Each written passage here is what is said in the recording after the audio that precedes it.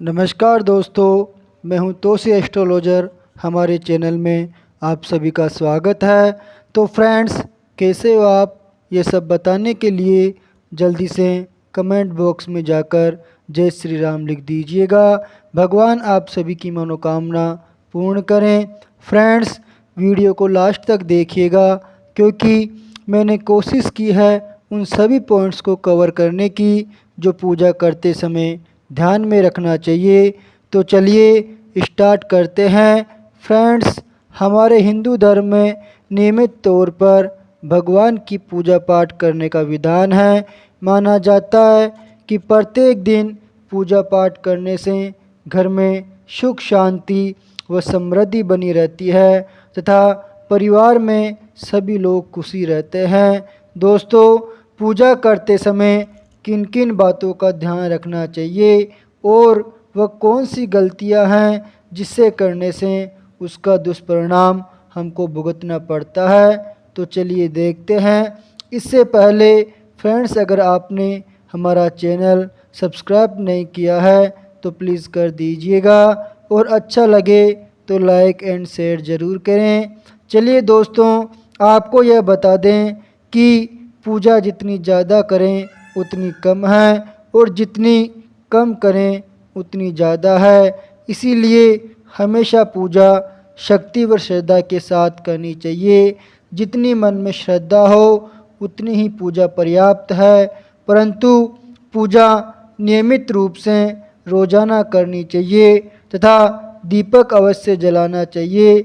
जिन मनुष्यों को टाइम नहीं मिल पाता है वह भी मिनिमम सुबह के समय भगवान की पूजा अवश्य करें। इससे उनको सुख शांति व घर में सकारात्मकता रहती है। फ्रेंड्स, सर्वप्रथम पूजा करते समय यह ध्यान रखना महत्वपूर्ण है कि जब पूजा की जाती है उस समय हमारा मुंह पूर्व की दिशा में या उत्तर दिशा में होना चाहिए, क्योंकि पूजा के लिए और मंगल कार्य के लिए यही दो दिशाएं सर्वश्रेष्ठ मानी गई है। फ्रेंड्स, हमेशा पूजा आसन पर बैठकर ही करनी चाहिए। कोशिश करें कि आसन ऊनी होना चाहिए और फ्रेंड्स, कोशिश करें कि सुबह की पूजा सूर्य उदय के बाद ही करें तथा शाम की पूजा गोधूली बेला में यानी कि 5 से 6 के बीच में करें।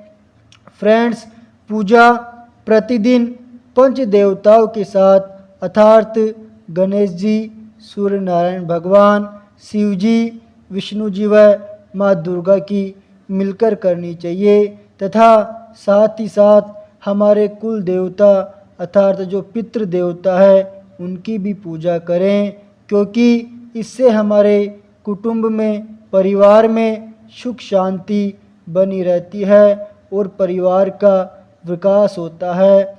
फ्रेंड्स, अब देखते हैं चलिए कि पूजा किस प्रकार की जाती है, क्या विधि है। तो सर्वप्रथम हमें पंच उपचार से पूजा करनी चाहिए।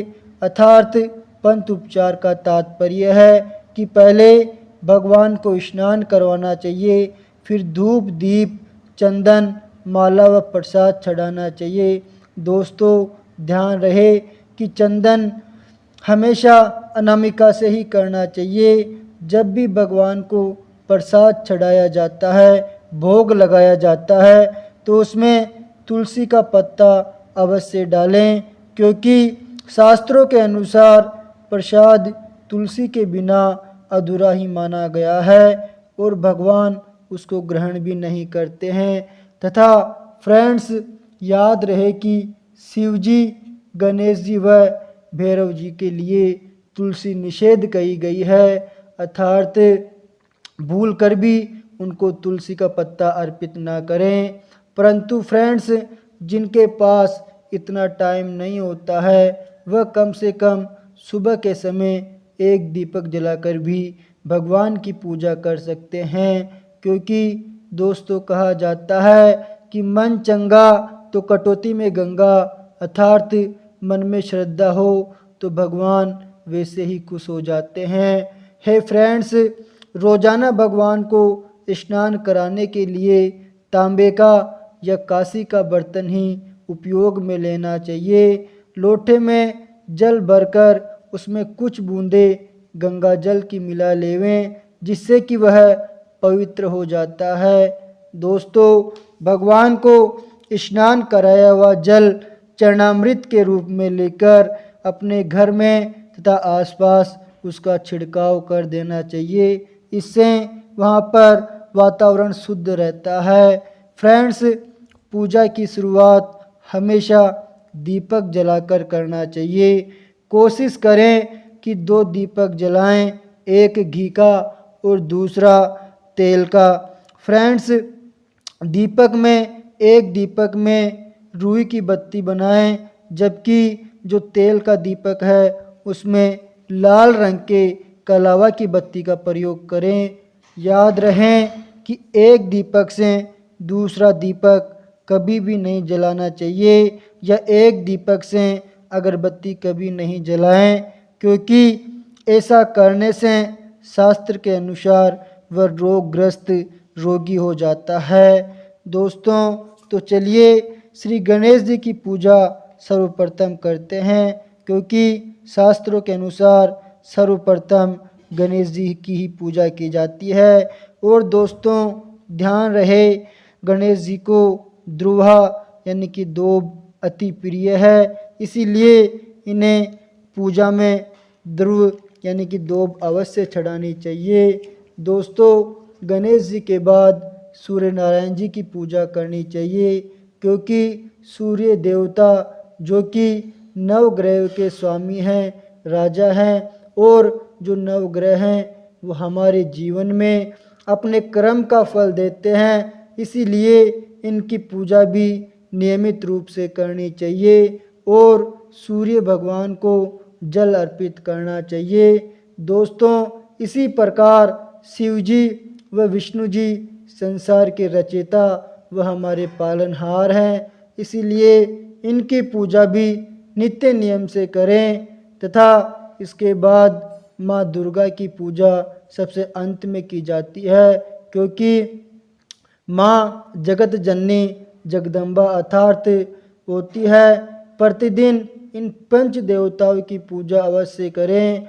और दोस्तों, याद रहे कि इनके साथ साथ कुल देवता यानी कि जो पितृ देवता होते हैं उनकी भी पूजा अवश्य करें। फ्रेंड्स, ध्यान रहे कि पूजा करने के बाद दक्षिणा अवश्य चढ़ाएं, तथा फिर घी के दीपक से या कपूर से आरती करें।